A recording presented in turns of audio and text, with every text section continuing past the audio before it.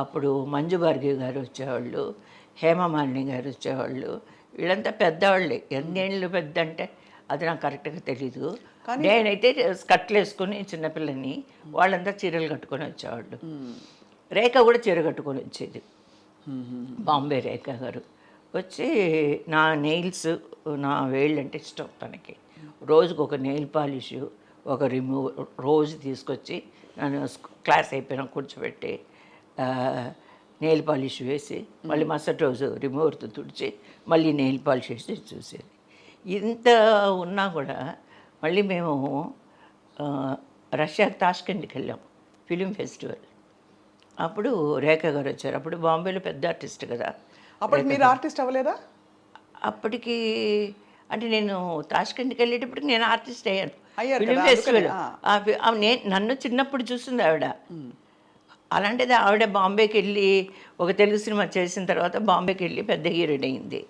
నేను ఇక్కడ తెలుగు సినిమాలు చేస్తూ తమిళ సినిమాలు చేస్తుండగా నేను నా ఒక సినిమా ఫిలిం ఫెస్టివల్కి వెళ్ళింది. వెళ్తే దానికోసమని రాజ్ కపూర్ గారు, పర్వీన్ బాబీ, రేఖ గారు, ఇలా హిందీ ఆర్టిస్టులు చాలామంది వచ్చారు. తమిళ నుంచి కొంతమంది ఆర్టిస్టులు వచ్చారు.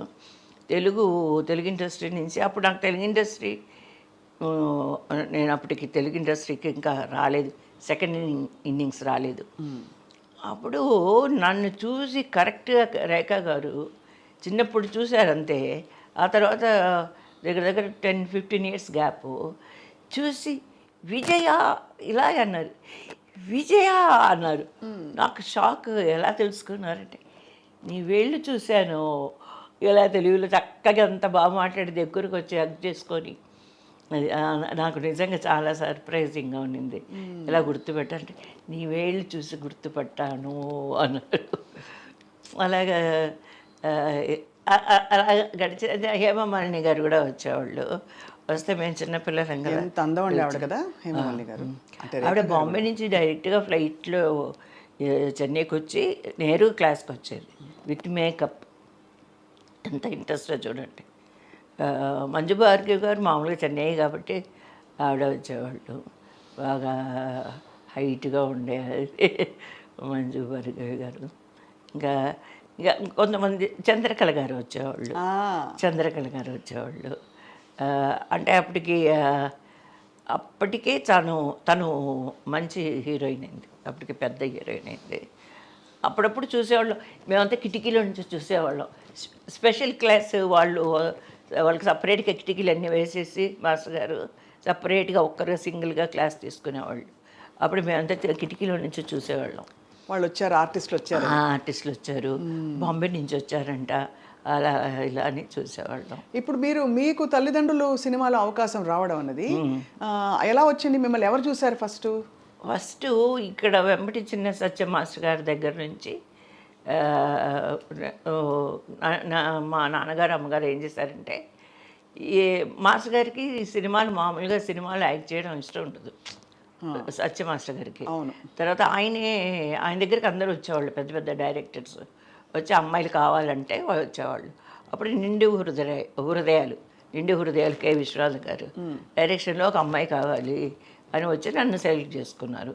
దాంట్లో ఒక పాట ఉంది, ఒక బీద అమ్మాయిగా ఒక తాతను పట్టుకొని జోల తగిలించుకొని ఒక సాంగ్ కూడా ఉంది. ఎలా చేశానో ఏంటో నాకేం తెలీదు. లిప్ మూమెంట్ అవంతా ఏదో చెప్పారు, చేసేసాను.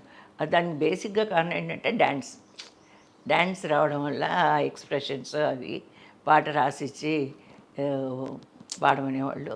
పాడేసాను, ఏదో అయిపోయింది అది. ఆ తర్వాత నేను పెద్ద మనిషి అయిన తర్వాత మా నాన్నగారు అమ్మగారు ఇంకా అక్కడ ఉండకూడదని చెప్పి షిఫ్ట్ చేసి వేరే. అప్పుడు మా అమ్మగారు నాతో పాటు ఉండేవారు.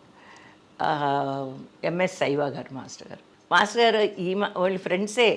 ఎంఎస్ శైవ గారు వచ్చి ఇక్కడికి సత్యం మాస్టర్ గారి దగ్గరికి వచ్చి, బాబా మంచి అమ్మాయిలంతా సత్యం పట్టేశావు నువ్వు, అందమైన వాళ్ళంతా పిల్లలందరూ నీ దగ్గర ఉన్నారు అని అప్పుడప్పుడు వచ్చి మాట్లాడి వెళ్ళేవారు. సరే, అందుకని మాస్టర్ గారు, ఎంఎస్ శైవ గారు ఒక మాస్టర్ గారు ఉన్నారు అని తెలిసి మేము మళ్ళీ ఆ మాస్టర్ గారు, ఎందుకంటే అరంగరేట్ అవ్వలేదు కదా, మేము అనుకున్న పని అవ్వలేదు. మేము వచ్చింది మా నాన్నగారు మా అమ్మగారు నన్ను తీసుకొచ్చింది జస్ట్ డ్యాన్స్ నేర్పించడానికి. అవును. అరంగేట్రం చేయించాలి, మా అమ్మాయికి డ్యాన్స్ అంటే ఇష్టం, ఇంతే. ఇంక సినిమా అసలు ఇదే లేదు, థాటే లేదు. తర్వాత ఎంఎస్ చేసేటప్పుడు శైవ మాస్టర్ గారి దగ్గర నేర్చుకుంటున్నప్పుడు అప్పటికి కరెక్ట్గా 13 ఇయర్స్ వచ్చాయి నాకు. ఆ, మా రామ విజేత ఫిలిమ్స్ ప్రొడ్యూసరు డైరెక్టర్ ఇద్దరు బ్రదర్స్, వాళ్ళకి మా మాస్టర్ గారు ఫ్రెండ్. అన్నారంట, ఒక 18 ఏళ్ళ అమ్మాయి కావాలి, ఒక హీరోయిన్గా కొత్తగా మేము ఛాన్స్ ఇస్తున్నాం కాబట్టి పేపర్లో వేసాం, మీకు ఎవరైనా తెలుసుంటే ఒక మంచి డాన్సర్స్ అమ్మాయిలు ఉంటే చెప్పండి అంటే, అప్పుడు మా మాస్టర్ గారు మా అమ్మగారిని అడిగారు. అంటే అప్పుడు మా నాన్నగారిని అడిగి సరే చూద్దాం, సెలెక్ట్ అయితే అప్పుడు చూసుకుందాం అనే ఉద్దేశంతో అప్పుడప్పుడే ఫొటోస్ తీశారు, నా ఫొటోస్ సన్నగా ఉండేదాన్ని. ఓకే, అప్పటికే 2000 ఫొటోస్ వచ్చాయంట, 2000 ఫొటోస్ వచ్చాయి కంపెనీకి. వచ్చినప్పుడు నా ఫోటో తీసుకెళ్ళి మా మాస్టర్ గారు ఇచ్చారు. 2000 ఫోటోల్లో మీ ఫోటో? నా ఫోటో. అప్పుడు నన్ను సెలెక్ట్ చేసుకున్నారు. అది చేసుకున్న తర్వాత పెద్ద సంతోషం లేదు, ఏమీ లేదు. ఎందుకంటే అసలు ఒక ప్యాషన్ యాక్ట్ చేయాలని, నేను నాకు చాలా ఇష్టము సినిమా ఫీట్కర ఏం లేదు కదా, మా ఇంట్లో లేదు, నాకు లేదు. ఏముండేది మీ మైండ్లో అప్పుడు? ఎందుకంటే ఆడపిల్లలకి ఏదో ఒకటి ఉంటుంది, నేను ఫేమస్ అవ్వాలి, లేదు మంచి బట్టలు వేసుకోవాలి, లేదు మంచి పెళ్లి చేసుకోవాలి, ఏదో ఉంటుంది కదా. ఉంటుంది కదా, కానీ ఏమో నాకేమీ లేదు. మీకేమీ లేదు? నాకేమీ లేదు. సర్దుతున్నారు, బట్టలన్నీ సర్దుతున్నారు. అప్పుడు బెడ్ ఉండేది కదా, బెడ్ హోల్డర్ ఇలాగా అది ఉంటే మేము అప్పుడప్పుడు అది మేము అప్పుడప్పుడు చెన్నైకి వచ్చేవాళ్ళం ఫ్యామిలీతో. చెన్నైకి వచ్చి క్లియోపాట్రా ఇట్లాంటి సినిమాలు రిలీజ్ అయితే మా నాన్నగారు మా అమ్మగారు మా ఫ్యామిలీ మొత్తం వచ్చేవాళ్ళం. ఏ సర్టిఫికెట్ ఉంటే మమ్మల్ని హోటల్లో పెట్టేసి వాళ్ళు మటుకు చూసేసి వచ్చేసేవాళ్ళు.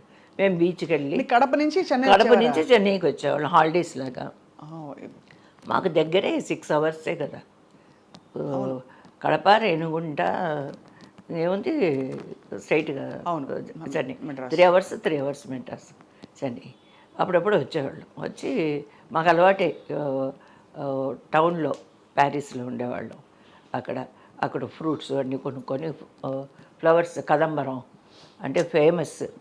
కదంబరం అంటే అన్నీ కలిసిన పూలు, కనకాంబరం, మల్లెలు, జాజులు, మరం, దవణ ఇవన్నీ కలిపి అవన్నీ తీసుకొని బుట్టలు గిట్టలలో ఫుల్గా తీసుకొని అక్కడ బీచ్ అంతా వెళ్ళి చూసుకొని మళ్ళీ వెళ్ళిపోయేవాళ్ళం, హాలిడేస్ లాగా వెళ్ళిపోయేవాళ్ళం.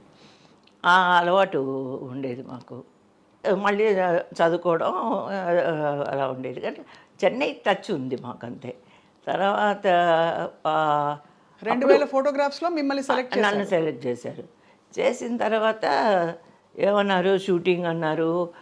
మేకప్ టెస్ట్ కూడా చేయలేదు అనుకుంటా, ఏం చేయలేదు. నా ఫొటోస్ అదే మేకప్ టెస్ట్, నా ఫొటోసే చూశారంతే. చూసిన తర్వాత షూటింగ్ ముందు ఒక 2-3 రోజులు డైలాగ్స్ మాడ్యులేషన్ ఎలా చెప్పాలి. ఏం డైలాగ్ ఇచ్చారు గుర్తుందా? గుర్తులేదు. ఆ పిక్చర్లో డైలాగ్స్ ఇచ్చారు అనుకుంటా. చెప్పి ఇలా లవ్వుగా చూడాలి, పేరు జ్ఞాపకం లేదు, నల్లగా సూరి గారు కో డైరెక్టర్. చూడండి ఎంత జ్ఞాపకం ఉంది. ఇంకా సూరి గారు అంటే అంత గౌరవించేవాళ్ళం, భయపడేవాళ్ళం అసలు. అమ్మ కో డైరెక్టరు, ఈయన చెప్పినట్టు డైలాగ్స్ వినండి, ఈయన చెప్పినట్టు మాడ్యులేషన్తోనే చెప్పాలి అని అంటే, సరే సార్ అలాగే సార్ అని అలా కూర్చొని, మా అమ్మ కూడా మా అమ్మ ఉండేది ఎప్పుడు, అలవాటు అయిపోయింది అది. అది ఆల్మోస్ట్ అప్పట్లో ఆర్టిస్టులతో వెనకాల మదరే వచ్చేవాళ్ళు, ఎక్కువ మదర్ వచ్చేవారు. అవును, కానీ ఇంతమంది పిల్లలు ఉండగా మీకు స్పెషల్గా వచ్చారు, అది గొప్ప విషయం. గొప్ప విషయం కాదు, చాలా సాక్రిఫైస్ చేసినట్టే మా అమ్మ. మీ చెల్లెళ్ళు కూడా, అక్క చెల్లెళ్ళు అందరూ మా ఫ్యామిలీ గురించి చెప్పాలంటే కరెక్ట్, మీరు మంచి మాట చెప్పారు. వాళ్ళ గురించి చెప్పాలంటే నిజంగా ఈ రోజుకి ఫుల్ సపోర్ట్ మా సిస్టర్స్, నాకు brothers, of course brothers sisters ఈ రోజుకి. మీరు వాళ్ళకి మీ కెరియర్లో బోల్డ్ చేసుంటారు చూసుకుని. అంటే మ్యారేజ్ వరకు నా సపోర్ట్ ఉండింది వాళ్ళకి. కానీ ఈ విజయ నువ్వు ఈ చీర కట్టుకో ఎప్పుడు పాజిటివ్గానే చెప్పేవాళ్ళు, కానీ ఈ రోజు వరకు కూడా నెగటివ్గా ఎప్పుడు చెప్పరు. నేను మొన్న సీరియల్స్ చేసినా కూడా ఆ సీరియల్లో చీర బాగుందా, అదే బాగుంది విజయ, నువ్వు చక్కగా ఉన్నావు, నువ్వు అందంగా ఉన్నావు, ఇలాగే చెప్తారు, కానీ నెగిటివ్గా ఏం చెప్పరు అసలు. తర్వాత వాళ్ళు సపోర్ట్ లేకపోతే నేను ఇంత దూరం వచ్చేదాన్ని కూడా కాదు. ఎందుకంటే మీరు అన్నట్టు మా మదర్ నాతో ఉన్నప్పుడు, అప్పటికి నా లాస్ట్ తమ్ముడికి 10 ఏళ్ళు డిఫరెన్స్. వాడిని వదిలేసి మా మదర్ నాతో ఉండేది. అక్కడ మా సిస్టర్సే చూసుకునేవాళ్ళు మా తమ్ముళ్ళని కదా. అది గ్రేట్ కదా, చాలా గ్రేట్. చాలా వాళ్ళందరూ అర్థం చేసుకుని ఆల్మోస్ట్ ఇది మీకు భగవంతుడు అనుకున్న ఒక వరమే, ఇదంతా కూడా బ్లెస్సింగ్సే నాకు నిజంగా. ఇప్పుడు అనుకుంటే ఇవన్నీ చూడడానికి మా నాన్నగారు లేరు, కానీ మా మదర్ చూశారు నా యొక్క అప్కమింగ్ నేను చేసిన సినిమాలు. తమిళ ఫీల్డ్, తెలుగు సెకండ్ ఇన్నింగ్స్ చూడలేదు మా మదరు. ఇది ఒక ప్రశ్న అడగాలి. మీకు సినిమా నేపథ్యం లేదు కాబట్టి అప్పట్లో అంటే ఆడపిల్లల్ని కొంచెం జంకేవారు కదా బయటికి పంపించడానికి, సినిమాల్లోకి పంపించడానికి. ఇండస్ట్రీ గురించి రకరకాల మాటలన్నీ వినిపించేవి కదా బయటికి. అప్పుడు ఏమన్నా మీకు ఇబ్బందులు అయ్యాయమ్మా ఎప్పుడైనా? అంటే ఓపెన్గా ఎప్పుడైనా మీరు అంటే ఇండైరెక్ట్గా అయినా ఇబ్బంది పడిన సందర్భాలు? ఎందుకంటే నా వరకు తెలియదు, మా మదరే కదా అంత అక్కడ. ఏది ఉన్నా మా మదరు. మా నాన్నగారు ఒకే మాట చెప్పేవాళ్ళు, సినిమాలు యాక్ట్ చేస్తే చేయని, కానీ ఏ రోజు నా బిడ్డ, నా కూతురు కంటి నుంచి ఒక నీటి చుక్క కూడా బయటికి రాకూడదు, ఏమైనా జరిగిందంటే దానికి బాధ్యురాలు నువ్వే అని చెప్పారు అమ్మకి. కాబట్టి మా మదరు అయితే కొంచెం తమిళ ఫీల్డ్కి వచ్చాక హీరోయిన్గా కొన్ని పిక్చర్లు చేస్తుండగా మరి నా వరకైతే అంటే ఒకటండి, మన క్యారెక్టర్ని బట్టి ఉంటుంది ప్రతిదీ. మనం వేసే ప్రతి అడుగు జాగ్రత్తగా వేసామంటే అక్కడ ఎదుటి వాళ్ళకి ఆ ఛాన్సే లేదు, ఉండదు కూడా. ఒకవేళ మనసులో ఉన్నా కూడా అలాగే ఉండిపోవాల్సిందే, కానీ బయటికి వచ్చేంత ధైర్యం ఎవరికి లేదు. అందులో మా మదర్ని చూస్తే అసలు ఏమాత్రం ఎలాగైనా అప్రోచ్ అవ్వాలని అనుకున్న వాళ్ళు కూడా అప్రోచ్ అవ్వలేరు. అయ్యో అస్సలు మా మదర్ మాటే, కానీ అందరితో చాలా జాలీగా బాగుండేది, హ్యాపీగా ఉండేది, బాగా కామెడీ. నేను మటుకు సీరియస్గా అలా కూర్చొని ఉండేదాన్ని, తల దించుకొని ఉండేదాన్ని, అసలు తల ఎత్తి పైకి అలా నిలబడి ఎవరినన్నా ఒక మాట అడుగుదాం అనుకునేటప్పుడు వాళ్ళు లేచి వెళ్ళిపోయేవాళ్ళు. అంత ఆలోచించేదాన్ని, ఏదైనా మాట్లాడదాం. మా అమ్మని మాట్లాడడానికి తప్పే ఉంది, మాట్లాడు, ఫ్రీగా మాట్లాడచ్చు కదా, వాళ్ళు అడుగుతుంటే నువ్వు ఎందుకు అలా సిగ్గుపడుతుంటావు. శోభన్ బాబు గారు మామూలుగానే అన్నీ అడుగుతారు, మామూలుగా ఏం చదివావు, ఏ ఊరి నుంచి వచ్చావు, ఎంత నీ వయసు అంటే నన్ను నా వయసులో నీకు సగం వయసు ఉందా అన్నారు. మీ వయసు ఎంత సార్ అని అడిగాడు. అంటే మరి 18 ఏళ్ళు ఉన్నాయి నీకు అన్నారు. 18 అంటే అప్పటికి 36 అనుకుంటా ఆయనకి, తల్లిదండ్రుల టైంలో. నేను తర్వాత లెక్కేసుకున్నా. అంటే లేదు సార్ 13వ సంవత్సరం జరుగుతుంది. 13వ సంవత్సరం జరుగుతుంది, ఇంత ఎత్తున్నావు, ఏం చదివావు? 10th వరకు చదివాను సార్, 9th ఫుల్ ఫినిష్ చేశాను, 10th 18 ఏళ్ళు లేవన్నావు, 13 ఏళ్ళు ఏ ఊరు?